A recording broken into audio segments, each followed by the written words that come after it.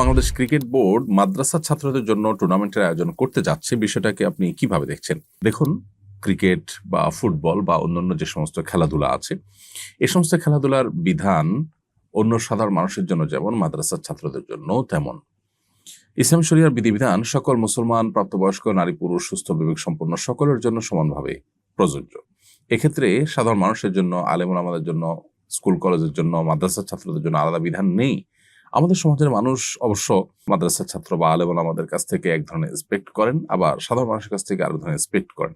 এক্সপেকটেশনের ব্যাপারটা হলো যে মাদ্রাসার ছাত্ররা বা আলেম ওলামারা পরিপূর্ণ দিন পালন করেন, এটা তাদের সুধারণা। আবার বাকিরা দিন থেকে অনেক দূরে, সেটা একটা বাস্তবতা। সেই প্রেক্ষিতে হয়তো এক্সপেকটেশনটা হয়ে থাকে। কিন্তু শরিয়ার বিধান যখন আমরা জানবো, সেক্ষেত্রে আমাদের জন্য এটি মৌলিক বিষয় জানতে হবে, জানা জরুরি। সেটা হলো মাদ্রাসার ছাত্র বা অন্যদের জন্য আলাদা কোনো বিধান নেই। অতএব ক্রিকেট খেলার বিষয়টা অন্য সাধারণ মানুষের জন্য যেরকম শারীরিক কসরতের জন্য যদি হয়, সেখানে যদি কোনো প্রকার আসক্তির পর্যায়ে পৌঁছার মতো না হয়, সেখানে যদি হারাম হওয়ার মতো অন্য কোনো উপাদান যুক্ত না হয়, তাহলে সেক্ষেত্রে সেটা অন্য 10টা শারীরিক কসরতের মতো, সেটা একটা শারীরিক কসরত হিসাবে হালাল এবং জায়েজ। এখানে টাকনোর উপরে আপনি প্যান্ট রাখেন, আপনি যদি হাফ প্যান্ট না পরেন, অর্থাৎ আপনার সতর উন্মুক্ত না করেন, এবং আপনি যদি আসক্তির লেভেল পর্যন্ত না নিয়ে যান, সেখানে যদি জুয়ার কোনো আপনার আয়োজন না থাকে, সেখানে যদি বিপরদিগির আয়োজন না থাকে, তাহলে এই টুর্নামেন্টে অংশগ্রহণ করা মৌলিকভাবে শারীরিক কসরতের উদ্দেশ্যে এটা জায়েজ আছে। সেটা মাদ্রাসার ছাত্ররা করলেও জায়েজ, বাইরের লোকদেরা করলেও জায়েজ।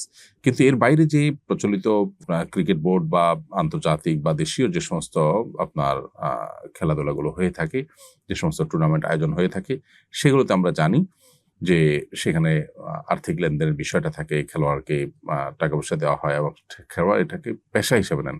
এমনি কেউ ভালো পারফর্ম করেছে, তাকে আপনি খুশি হয়ে কিছু দিয়েছেন, সেটা তো নাজায়েজ না। কিন্তু এটাকে জীবনের পেশা হিসেবে গ্রহণ করা শরীয়তের দৃষ্টিকোণ থেকে আসলে এটা কোনো শরিয়া যে সমস্ত পেশাকে অ্যালাউ করে বা যে সমস্ত পেশাকে রেকমেন্ড করে, এটা তার মধ্যে পড়ে না। এর বাইরে যদি অন্য কোনো হারাম উপাদানের সাথে যুক্ত হওয়া ছাড়া এমনি টুর্নামেন্ট আয়োজন হলো, সেখানে ভালো যারা করলো তাদেরকে থার্ড পার্টি কেউ পুরস্কার দিল, তারা নিজেরা খেলোয়াড়রা নিজেদেরকে কেউ কারোকে কিছু দিল না, তো এটা মৌলিকভাবে জায়েজ কাজ, সেটা মাদ্রাসার ছাত্ররাও করতে পারে এবং সেখানে হারামের কোনো উপাদান যেন না থাকে সে বিষয়টা লক্ষ্য করে তারা করলেই হলো।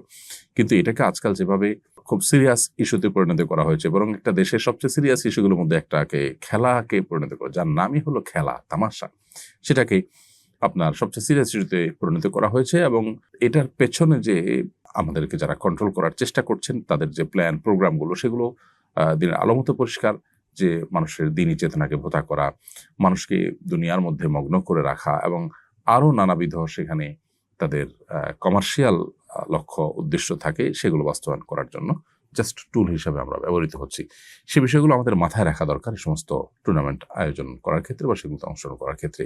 মৌলিকভাবে টুর্নামেন্ট আয়োজন করা কিংবা খেলাধুলা অংশগ্রহণ করা হারামে কোনো কিছুতে লিপ্ত হওয়া ছাড়া এটি নাজায়েজ কোনো বিষয় নয়।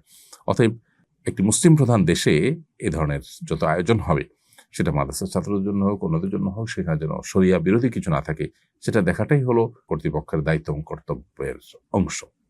খোলাসা কথা হলো যে মাদ্রাসা ছাত্ররা এটাতে অংশগ্রহণ করলে, সেটা হারাম কোনো উপাদান না থাকলে, কসরত, শারীরিক কসরতের উদ্দেশ্য হলে সেটা অবশ্যই জায়েজ আছে, যেটা অন্যদের জন্য জায়েজ আছে।